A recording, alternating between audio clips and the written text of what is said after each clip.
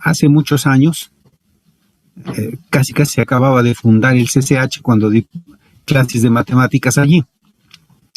Entonces, me tocó dar clase precisamente de probabilidad y estadística. Entonces, llevaba una bolsa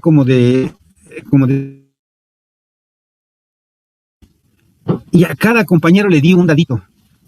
Les dije, vamos a descubrir que la probabilidad de que caiga 1, o que caiga el 2, o el 3, o el 5, o el 6, es un sexto. Y, a ver, tomen su dadito y échenlo sobre su mesa. Era un relajo tremendo, porque luego se les caían los dados de la paleta del mesabanco y ahí andan regateando, buscando el dadito. Pero se hizo el experimento. ¿Cuántos alumnos tenía? Pues tendría como unos 30. Como 30 alumnos. Así que 30. A ver, levanten la mano los que tienen el número 1. Y los anoté. Los del número 2. Ahora, ¿cuántos fueron? ¿Cuántos alumnos? 30. Entonces, a ver, vamos a ver la fracción. ¿Cuál es la fracción del número 1, del número 2, del número 3, etcétera?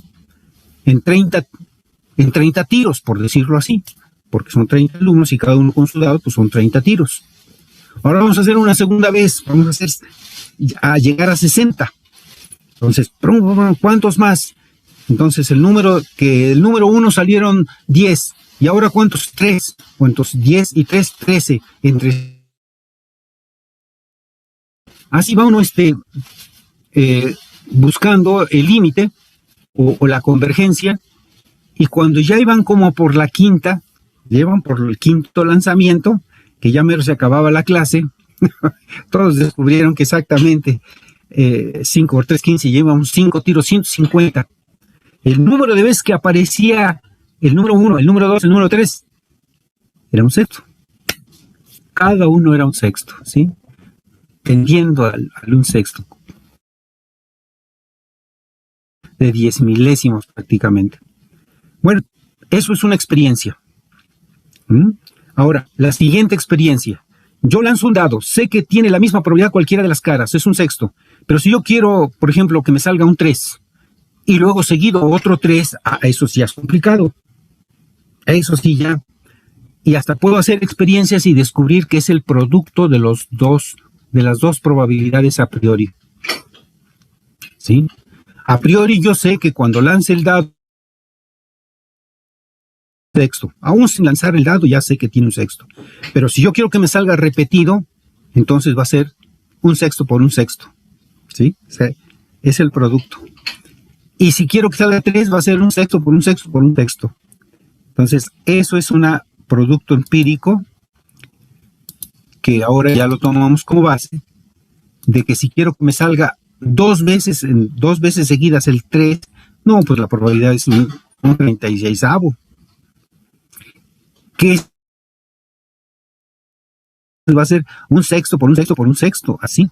Entonces, vean cómo el número de repeticiones va como exponente. Aquí quiero que se repita 2 veces, entonces es al cuadrado. Quiero que se repita 3, es 3 al cuadrado. Y más aún, si quiero que salgan seguido, en 3 lanzamientos salgan 3, 3 y 2 veces 5, bueno, pues como tienen la misma probabilidad, sería un sexto al cubo por un sexto al cuadrado. Así sería, ¿sí? Y el resultado, miren nada más, un 7.776avo de probabilidad de que ocurra. Quiere decir que para que salga por lo menos 36 veces el dado para que ocurra la probabilidad de que aparezcan 2, o sea que haya repetición.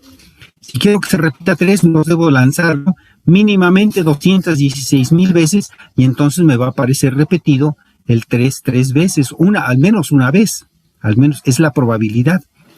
Pero si yo quiero que me salga este numerito, 3 veces el 3 y en los siguientes 2 tiros me salga 5, miren nada más, debo lanzarlo 7.776 veces para que ocurra una vez. O sea, la probabilidad a priori cuando hay repeticiones. Bueno, ahora traslademos esta experiencia al problema que nos ocupa. ¿Vale? Ahí tenemos nuestra gran área. Aquí tengo a 1 que tiene una probabilidad.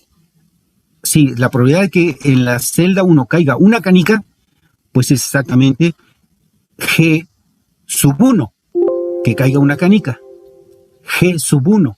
Pero si quiero ver que caigan N1 canicas,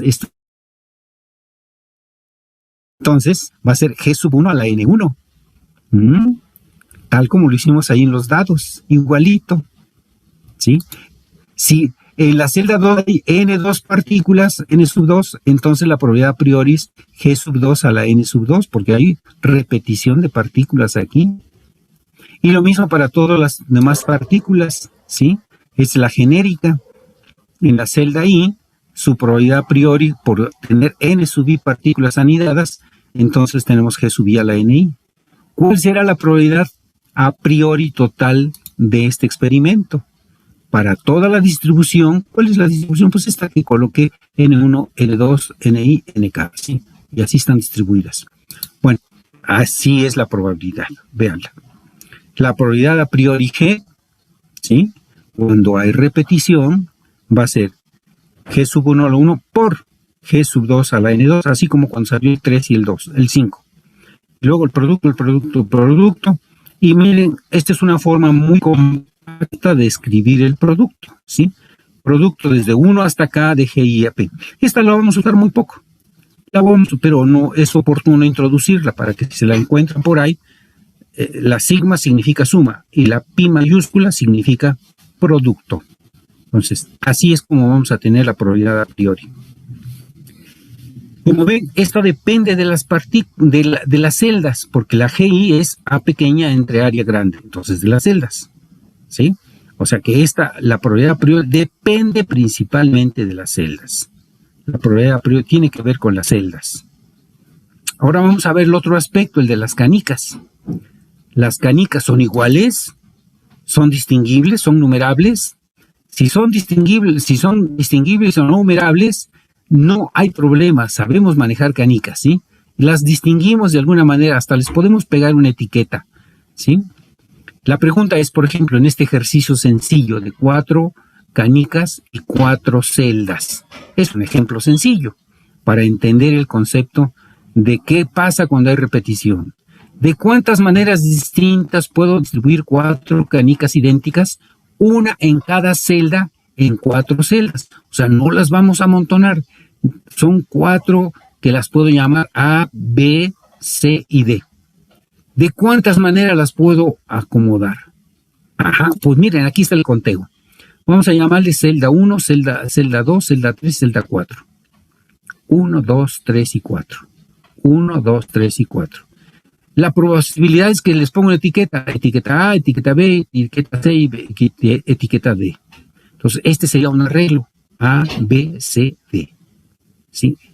La canica A en la celda 1, la canícula B en la celda 2, la canica C en la celda 3, etc. Luego, ¿qué variantes puedo hacer? Pues intercambiar estas dos. Dejando fija la A y fija la B. Mira, todos estos van a tener A inicial fija. Y ahora pongo B aquí y entonces tengo dos posibilidades de intercambiar esta. C con D o D con C. Y ya acabé con esa posibilidad en esta estructura. Ahora cambio en lugar de B, C, ¿sí?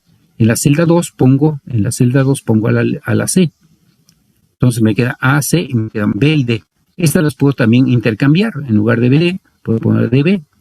Y finalmente, en lugar de BC, pongo D. Y también puedo intercambiar el BC y el CB. Entonces, ¿cuántas en total tengo con la partícula A en la celda 1? Pues tengo 2, 4, 6. La celda 1 voy a colocar a la canica B. Vean, repito la operación que hice para la primera distribución y encuentro otras 6. Pongo C y encuentro otras 6. Pongo D y encuentro otras 6. Como ven, todas estas son distintas distribuciones. ¿Cuántas son? 24. 6 por 4, 24. ¿De cuántas maneras distintas? ¿Mandé? 96 diferentes. No tengo 96, la distribución es de 4 canicas en 4 celdas. Entonces esta es una distribución, esta es otra. Aquí nada más tengo 6. Y aquí tengo otras 6 y otras 6 y otras 6. ¿sí? O sea, como si fueran alumnos en 4 bancas. ¿De cuántas maneras los puedo sentar? Los puedo sentar de 24 maneras diferentes. Hay una manera simple de representar esto, amigo. Mira, le llamo probabilidad termodinámica. Es igual a 4 factorial, que es 1 por 2 por 3 y por 4. Y eso me da un 24. 1 por 2, 2. Por 3, 6. Y por 4, 24. ¿Sí? Entonces, este es el número de maneras distintas en la que puedo distribuir una en cada celda en 4 celdas. Así de simple. Ajá. Ahora bien, como son idénticas y no hay restricción sobre el número de partículas que puede haber en una celda, puede haber repetición. Miren, puede ser que tenga yo esta distribución. 3 canicas en la celda 1 y solo una canica en la celda 2. Y los demás vacíos. A ver, ¿de cuántas maneras distintas puedo hacer este arreglo? Bueno, me doy cuenta que de las 24, o sea, 4 factorial iniciales, voy a tener que descontar las permutaciones que haga yo con las 3 canicas de la celda 1. Porque por ser idénticas, vamos a suponer que tengo A, y aquí B, C y D.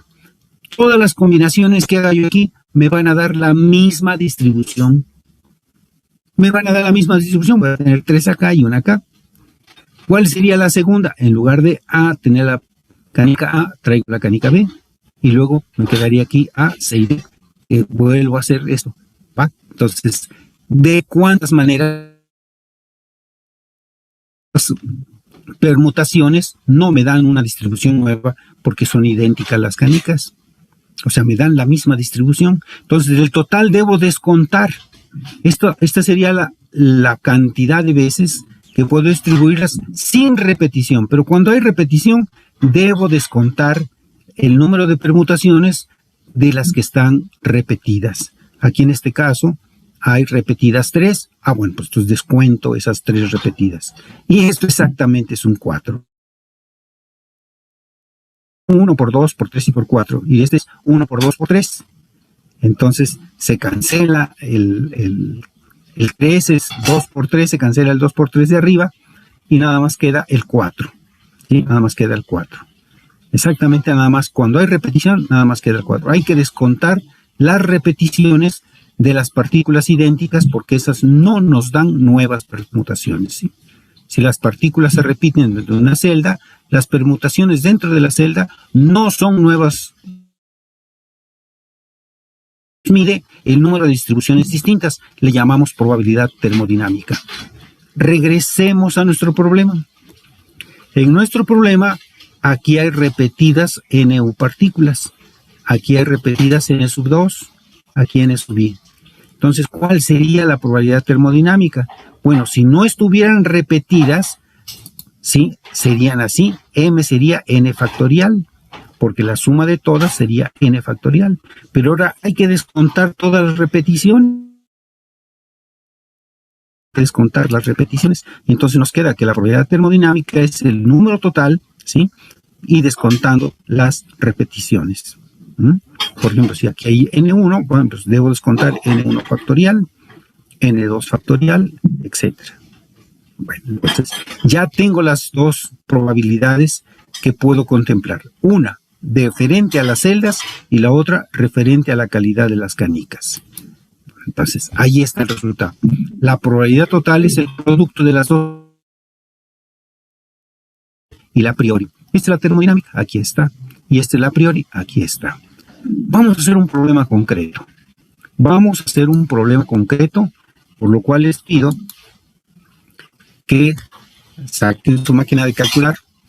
Así vamos a hacer numeritos, ¿sí? Para que me ayuden a corroborar los datos que ahora les presento, ¿sí? Ahí está. Vamos a hacer un ejercicio para aplicar esta espantosa fórmula, porque se ve agresiva, ¿eh? Se ve agresiva, pero no lo es. Ejemplo, cálculo de la probabilidad de una distribución propuesta. Y miren, invento esto. Aquí hay un triángulo, así le llamo un triángulo. El área no es cuadrada, es triangular. Evidencia que A1 es más pequeña, A2 es un poquito más grande y A4 es mayor que todas las demás. Solamente por eso puse un triángulo, porque ahí se ve evidente. Y en la forma en que lo puse estos sectores, da la impresión ciertamente que aún es más pequeña y que va creciente, ya es más grande, ¿sí? Y que hasta les di valores. Miren, la área 1 es una unidad cuadrada. La área 2 es 3 unidades cuadradas. A3 es 5 unidades. O sea, esta U cuadrada es una unidad arbitraria de área, ¿sí? Y las he puesto así. Este es el valor. Ya. Ahora bien, la distribución que yo propongo es una distribución propuesta. ¿Cuál es la propuesta de distribución? Esta. Tomo 10 canicas distribuidas estas según la celda. De la siguiente manera. Pongo 2 en el área 1, 1 en el área 2, 3 en el área 4, y 4 en el área 3 y 3 en el... Y yo di un experimento y aventé 10 canicas y así quedaron. Y ahora me pregunto, distribución propuesta, ¿cuál es la probabilidad de esta distribución? O sea, si yo hago un número muy grande de eventos, ¿cuántas veces va a ocurrir esta distribución? Y eso me va a dar la probabilidad de un número muy grande de eventos, ¿sí? Entonces, esa es la pregunta. ¿Cuál es la probabilidad de esta distribución? Bueno, pues hay que calcular esta expresión, justamente esta que hemos calculado dinámica y de la probabilidad a priori, que hasta las he puesto en 2 colores, pues para distinguirlas y que no se vea un numerote y todo agresivo, ¿sí? Ya están los datos, esta es la distribución propuesta, 2 en la celda 1, 1 en la celda 2, 4 en la celda 3 y 3 en la celda 4. Esta es la distribución propuesta. Bueno, y además hay 10 canicas, ¿sí? Entonces, a ver, ayúdenme a construir esta parte que es la probabilidad termodinámica. Ven, n canicas, bueno, pues ahí va a ser 10 factorial. Luego aquí n1 factorial. n1 vale 2, entonces por eso pongo aquí 2 factorial. n2 es igual a 1, entonces pongo 1 factorial. Por cierto, 1 factorial es igual a 1, igual que 0 factorial. Tanto 0 factorial como 1 factorial es igual a 1. Luego, en la celda 3 hay 4 canicas, entonces va a ser aquí 4 factorial. Y en la última es, en la celda 4, 3 canicas, 3 factorial. Valores por separado. El 2 factorial es un 2. El 1 factorial es un 1. El 4 factorial ya vimos que es 24. Y el 3 factorial pues es un 6. Entonces puedo hacerlo así y luego calcular el 10 factorial y entra el producto, ¿sí? O bien, si son muy hábiles con su máquina, pues hagan esto, el cociente entre, y eso aquí pueden abrir un paréntesis, 2 factorial por 1 factorial por 4 factorial por 3 factorial, cierra paréntesis, y por favor, espero su resultado, amigos. A ver, todo 12.600. 12.600. Sí, claro. Fíjense que ahora tienen una maquinota que da susto. Sí, ahora con sus máquinas es una victoria. Ya estos no son problemas. Hace 40 años o 50 acaba de trabajar con reglas de cálculo de estas correizas, sí, ¿no? Era la locura, ¿sí? Bueno, había trucos, por ejemplo, buscar los logaritmos en lugar de trabajar con los factoriales, que hoy vamos a trabajar, ¿sí? Hoy vamos a trabajar los logaritmos también. Bueno, muy bien. Entonces ya tenemos la probabilidad termodinámica. Ahora vamos a calcular el término que nos falta, la probabilidad a priori. Sí, miren, ahí están las áreas. Aquí las traigo a la memoria. Esta tiene una unidad cuadrada, esta 3 unidades cuadradas, y 7 unidades cuadradas. Entonces el área total son 16 unidades cuadradas, ¿sí? 1, 3, 4 y 5, 9 y 7, 16 unidades cuadradas. Así es que la probabilidad a priori de cada celda, recordemos que es la área de la celda entre el área total. Por ejemplo, G1 es la área 1 entre el área total. La área 1 vale 1 y la área total 16, por cierto, que se cancelan las unidades al cuadrado. Entonces así voy a ir calculando las.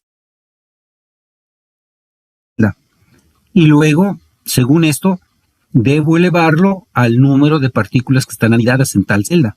Por ejemplo, aquí está. La primera, o sea, G1 a la N1, es un 16avo al cuadrado. Luego en la segunda celda, el G2 va a ser A2 entre A, pero A2 es 3 y A es 16, entonces por eso queda aquí 316.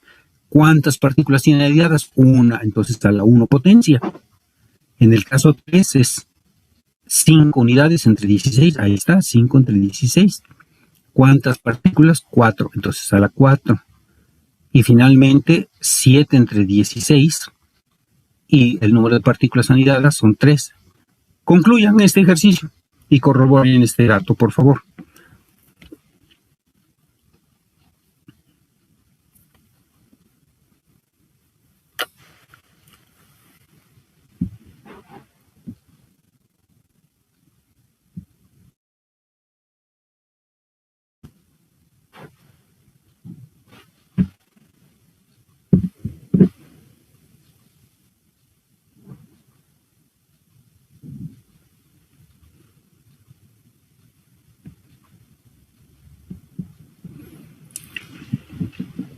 Espero su cooperación, su corroboración, amigos. Sí, ya eso, profesor. Sí. Magnífico. 491. Bueno, pues ahora miren, la probabilidad es el producto de estas dos cosas, de la probabilidad termodinámica por la probabilidad a priori. Multiplicamos el valor calculado en negro por el valor calculado en rojo. 7.369 por 10 a la menos 3. Ajá, sí. Bueno, ahí está. Entonces, este numerote,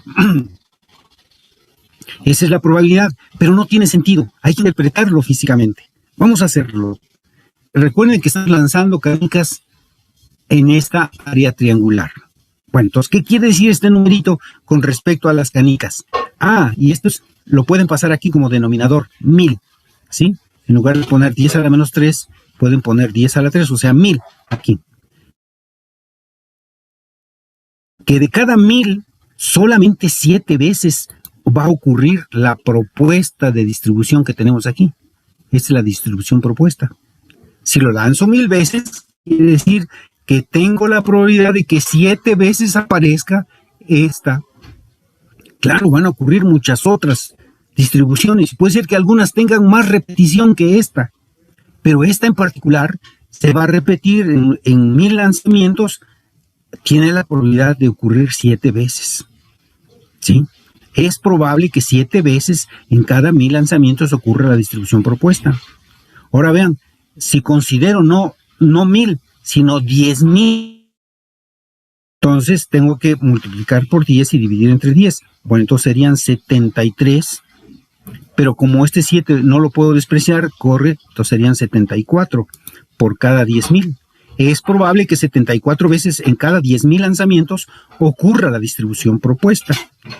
Y tengo que darlo así en números enteros, porque no tiene sentido que medio evento, o sea, no tiene sentido decir, ¿cuál es la probabilidad?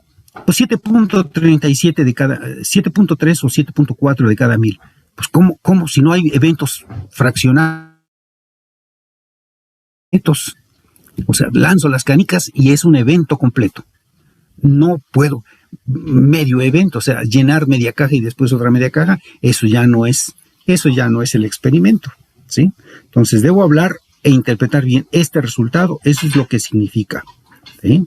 Estamos hablando de canicas, pues entonces debo aludir a las canicas, ¿sí? Esto es la probabilidad total. Bueno, ahora me pregunto esto. Esta es la distribución que propusimos y esta fue su probabilidad de ocurrencia. Y ahora nos preguntamos, ¿cuál es la distribución con mayor probabilidad de ocurrencia? Porque seguramente en estos 1000 lanzamientos, en que ocurrieron solamente 7 veces esta distribución,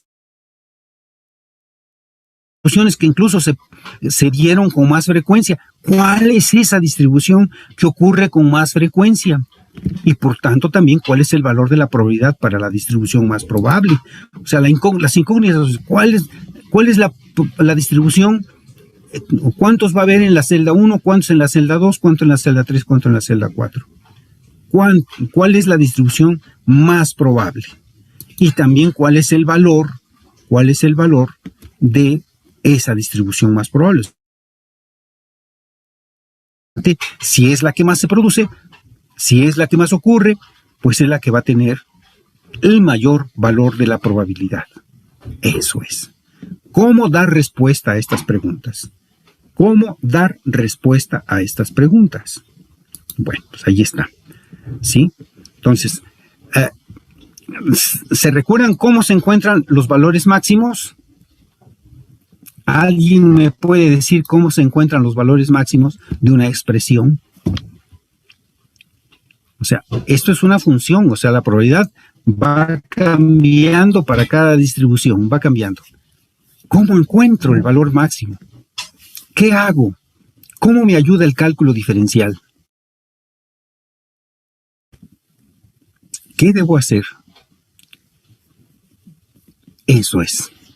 Debo aplicar el criterio del cálculo diferencial. Debo maximizar W, la probabilidad total. Debo derivarla respecto a la variable que es NI. N es el que está variando. NI es el que está variando en cada evento que yo lanzo, varía. Entonces, esa es la variable, NI. Y W depende de NI, del número de partículas que se anidan en cada celda, porque es la que puede variar. Entonces, debo aplicarle el cálculo diferencial para descubrir cuál es la distribución de más frecuencia o de máxima probabilidad. ¿Ven? Muy bien, pues entonces vamos a aplicar el cálculo diferencial. Una vez más, ¿se dan cuenta? Una vez más, esa herramienta valiosa del cálculo diferencial nos va a ayudar a encontrar la respuesta. ¿Ven? Entonces, vamos ahora a construir los elementos, porque no crean que es tan fácil calcular, derivar una función así. También. Entonces, vamos a tener que hacer las cosas con un poquito de cuidado. Primero, voy a llegarme varios elementos matemáticos. Antes de aplicar el cálculo diferencial, es decir, derivar W respecto de NI e igualarla a 0, voy a traer estos elementos matemáticos que me van a ser muy útiles. Empiezo. En la gráfica tengo una línea roja que es una función logarítmica. Como ven, tiene valor a partir de 1. ¿Sí? El logaritmo de 1 es 0. Ahí está. Y allí arranca. ¿Sí? Entonces 2 tiene este valor por acá, que no lo tengo tabulado, pero ahí está. Esto es una curva. Así se parece una parábola. Parece un sector de parábola. El logaritmo natural. Bueno.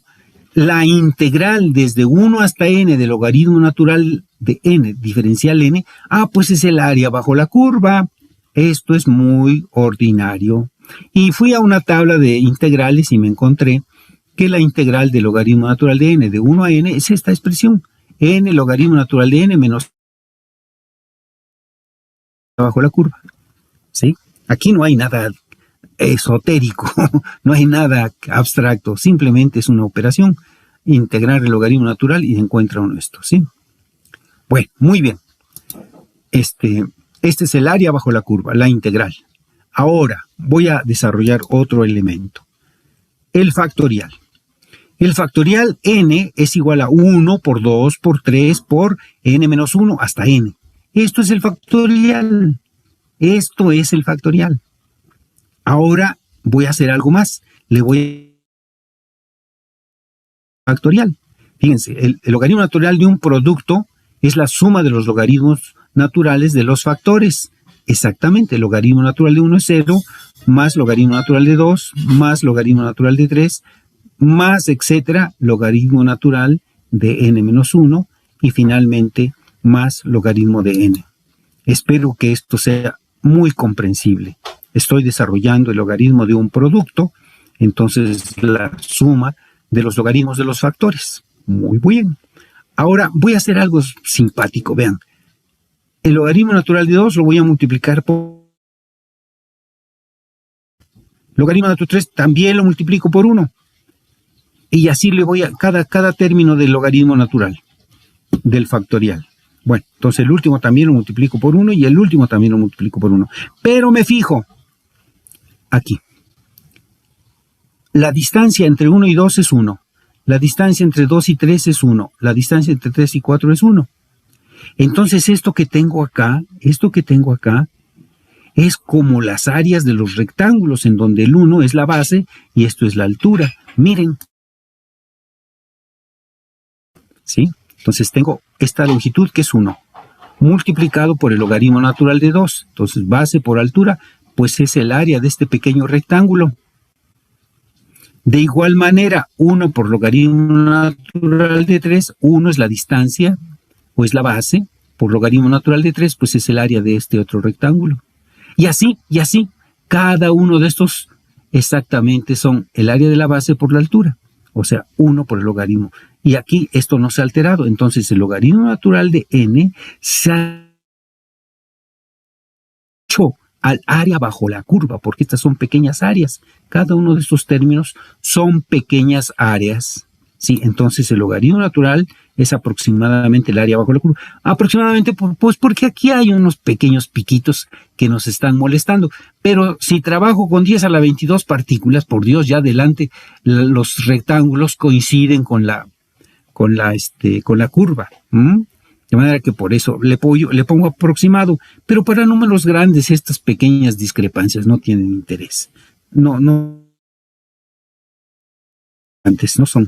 son significativas. Entonces tengo dos expresiones que me dan el área bajo la curva. Una, la integral, y la otra, el logaritmo natural de n factorial. ¿Qué pasa si son iguales? Bueno, entonces las puedo igualar. Igualar logaritmo natural de n factorial, así es muy similar a esto, que lo escribo así. Logaritmo natural es aproximadamente igual a n, logaritmo natural de n menos n más las áreas bajo la curva.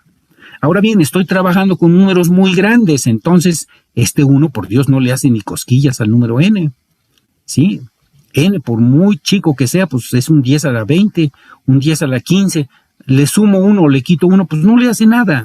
¿Sí? Es que para n muy grande, el logaritmo natural de n es aproximadamente n, logaritmo natural de menos n. Esto se llama fórmula de Stirling. Esta se llama fórmula de Stirling. Y vean cómo ese se espantan, se convierten en algo muy amigable. N, logaritmo natural de n, menos n. Esto es así. Bueno, entonces ya esto es un elemento matemático que vamos a guardar en cartera, que nos va a ser muy útil en el momento que lo invoquemos.